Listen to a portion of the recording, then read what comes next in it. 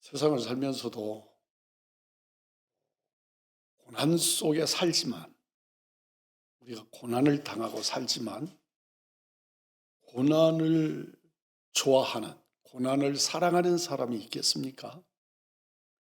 성경의 고난의 상징으로 보이면 욥인데, 욥이라도 고난을 즐거워하는 것이 아닙니다.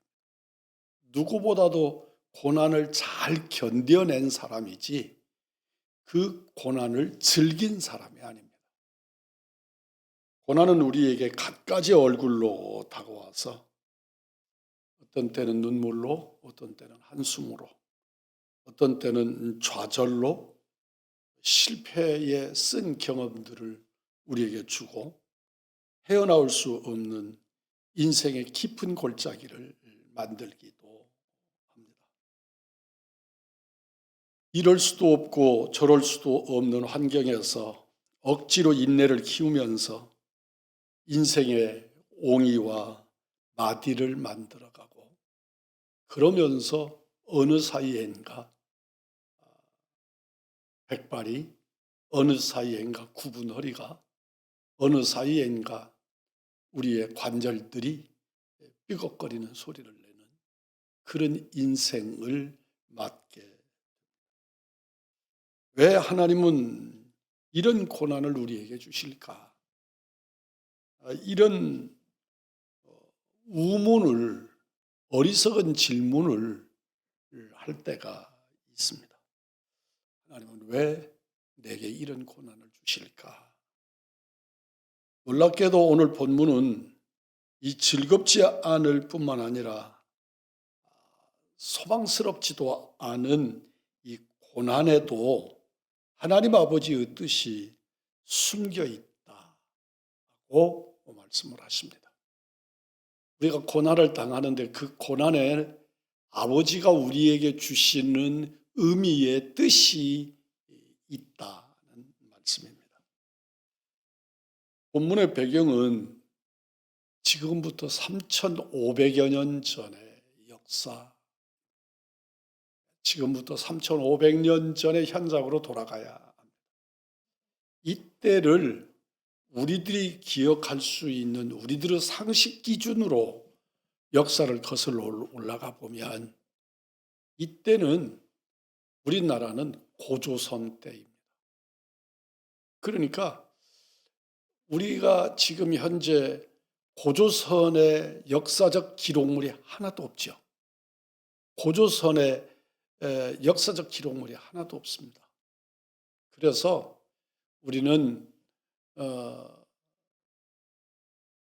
그 고구려 초기, 그러니까 지금부터 2000년 전 정도의 기록들은 각 어쩌다 하나씩 무덤에서 발견되는 그런 것들 등등의 것들이 있기는 하지만 3,500년 전의 기록은 아예 없습니다.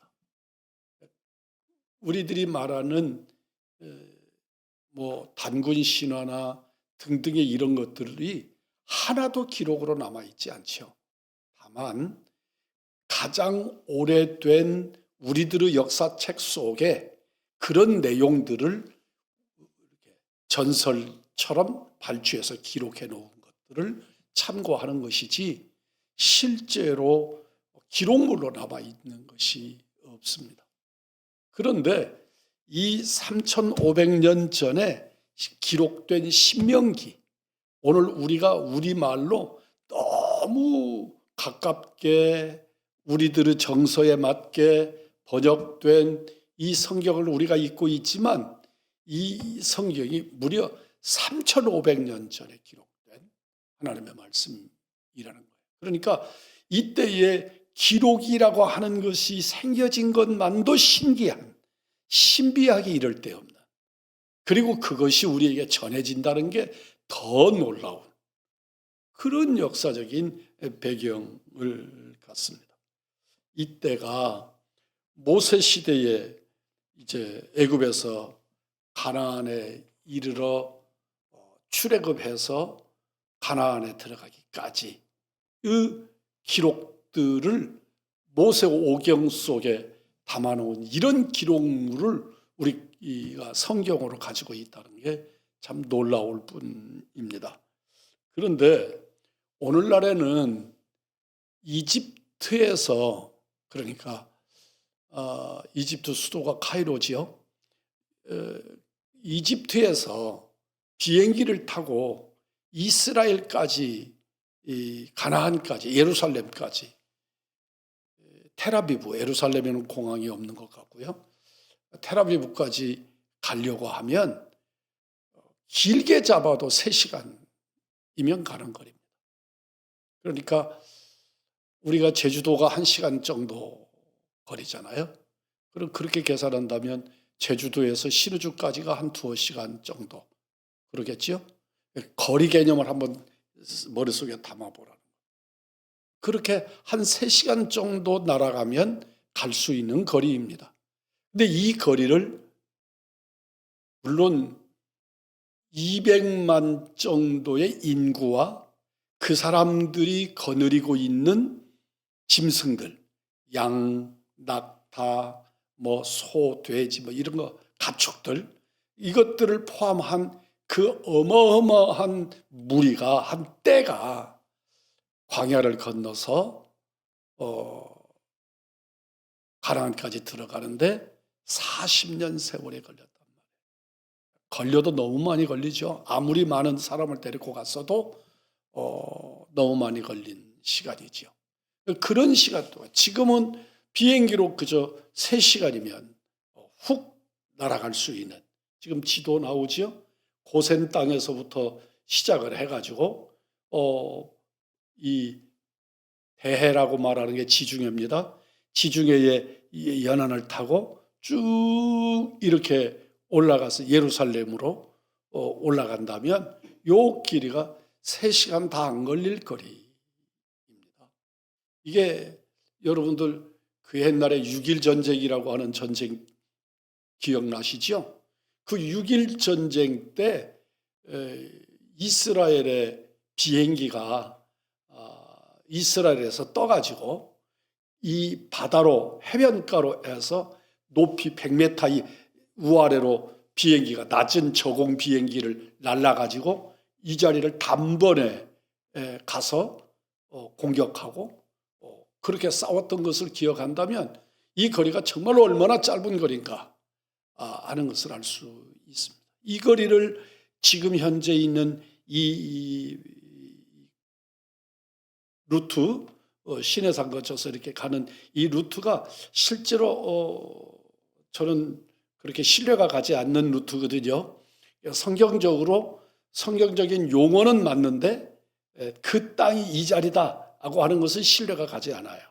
그래서 이 땅으로 이렇게 하여튼 이대로 해서 파란 줄기 거쳐서 예루살렘으로 들어가는데 40년 세월이 걸려서 들어갑니다. 이렇게 하신 이유가 도대체 뭘까? 하나님은 이스라엘 백성들뿐만 아니라 당신의 백성들을 괴롭히는 걸 즐거워하시는가? 우리는 오늘 성경에서 우리들이 생각할 때 그렇게 생각한다는 거예요.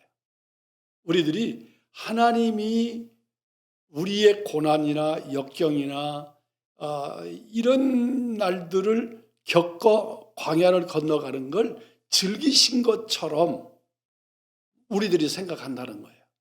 그런데 거기에는 하나님의 숨은 뜻이 있다. 우리가 알지 못하는 숨은 뜻이 있다고 말씀합니다. 광야 40년 동안 우리가 중요한 사건들 중에 르비딤의 전투도 있고 마라의 쓴물 앞에서 단물로 바뀌는 역사도 있고 바위를 쪼개서 물을 꺼내는 사건도 있고 많지만 만나로 먹이시고, 오늘 성경은 우리에게 뭐라고 그러시냐면 너희들이 먹을 걸 굶기지 않으셨고 우리들의 옷이 낡아지지 않았대. 우리의 신발이 헤어지지 않았대. 어떻게 그런 일이 가능하죠? 이 시대에 오늘날 우리들처럼 그렇게 양발 막 바꿔 신고 그러는 시절 때도 아니고 여러 옷을 입고 또 때마다 절기마다 바꿔 입는 그런 때는 아니. 그렇지만 출애굽할 때 입었던 옷을 가나안에 들어갈 때까지 입었다면 이건 정말 어마어마한 일이지요. 그런데 하나님이 그렇게 하셨다는 거예요. 여기서 전제가 뭐냐면 하나님이 그렇게 하셨다는 거예요. 하나님이. 이런 하나님이 너희들이 고난당하는 걸 즐기겠느냐? 너희들이 고난당하는 걸 내가 재밌어 하겠느냐? 하고 주님은 묻고 계신 겁니다. 우리 주님은 그렇게 하신 이유를 몇 가지로 설명하시는데 첫째로는 너희들을 겸손 훈련한 것이다. 겸손하게 하기 위해서 그런 것이다. 하나님은 겸손에 대해서 아주 큰 관심을 가지고 계십니다. 우리가 세상을 살면서 한순간의 교만이 자기 일생을 망쳐버리는 일들을 혹시 경험한 분들이 있습니까?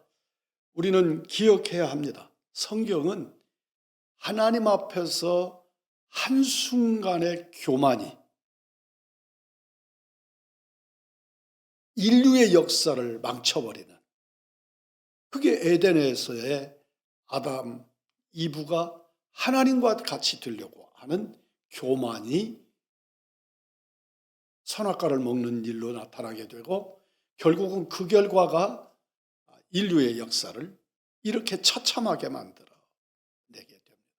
하나님은 우리들에게 아주 겸손한 것에 대해서 관심이 많으시고 곳곳에서, 그런데 이 겸손은 어떤 겸손이냐면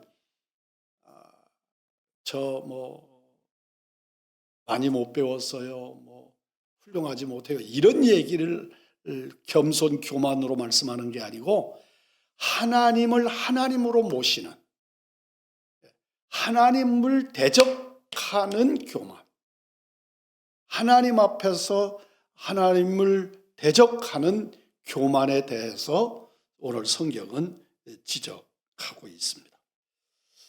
하나님의 영역을 거침없이 도전하는 인간의 모습들입니다.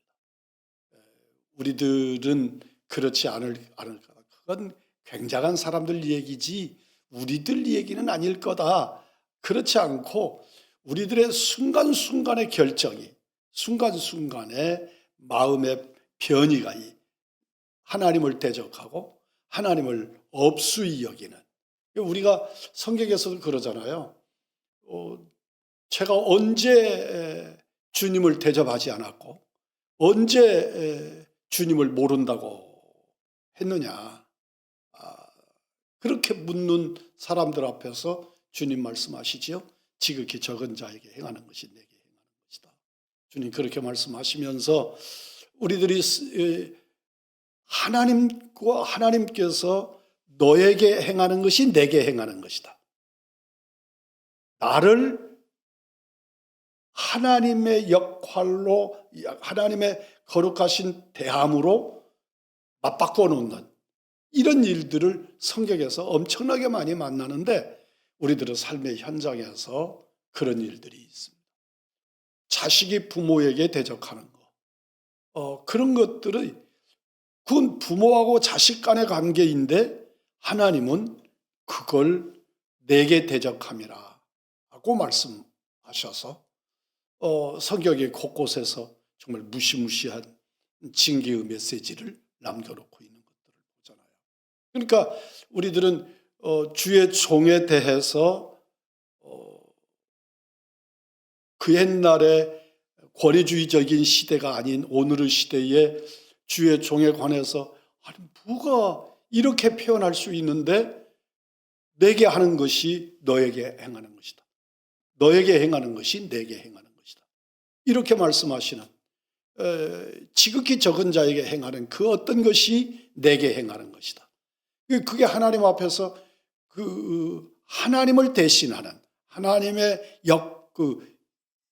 하나님의 주체성을 그에게 옮겨 놓아 주시는, 그리고 겸손하라고 낮아지라고 우리들에게 말씀합니다. 이스라엘은 가데스 바네아에서 하나님이 허락하신 가나안을 정복할 수 있는 시점에 도달하게 됩니다. 그게 불과 2년 남짓 됐을 때거든요.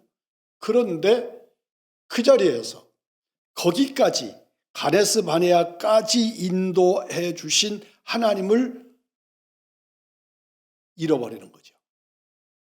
그러니까 가데스 바네아에서 이스라엘의 땅을 정탐합니다. 이스라엘 땅을 정탐하고 그 정탐한 그 땅이 하나님께서 젖과 꿀이 흐르는 땅이라고 표현되는 것보다도 과대한 눈으로 가나안 땅을 봅니다. 근데 그 가나안 땅이라는 것을 그냥 여행자처럼 지나온 것이기는 하지만 제가 가서 가나안을 2번을 보는데 그 땅은 결단코 젖과 꿀이 흐르는 땅일 수가 없는 거예요. 하나님의 보호와 인도가 있음을 전제했을 때 그럴 수 있는 거죠. 그런데 아시다시피 그 땅에서 나는 포도송이 하나를 2사람이 메고 나올 정도로 또 거기에 거대한 종족이 살고 있는 그런 땅을 보았다. 그런 사람들을 보았다. 그런데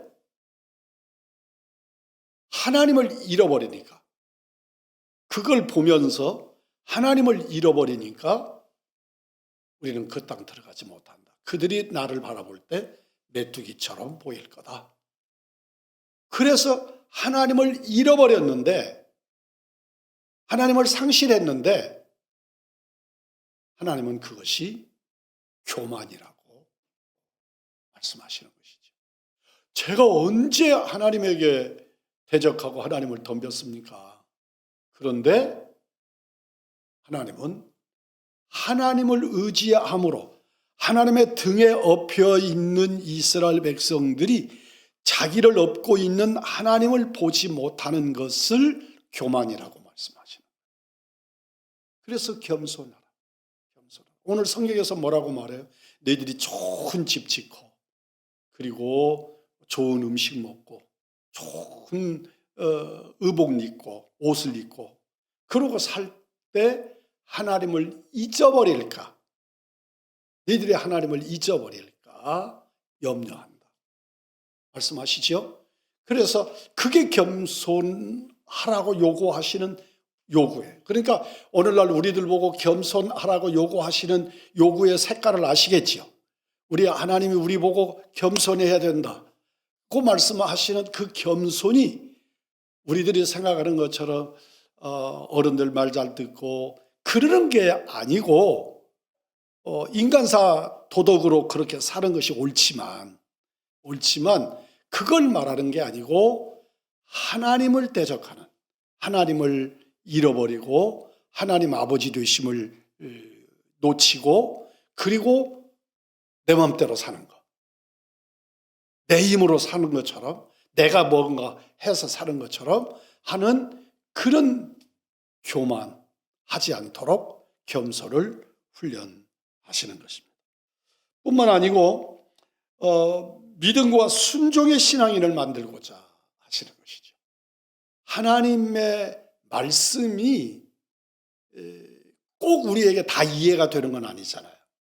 하나님이 어떤 명령을 내리셨어요.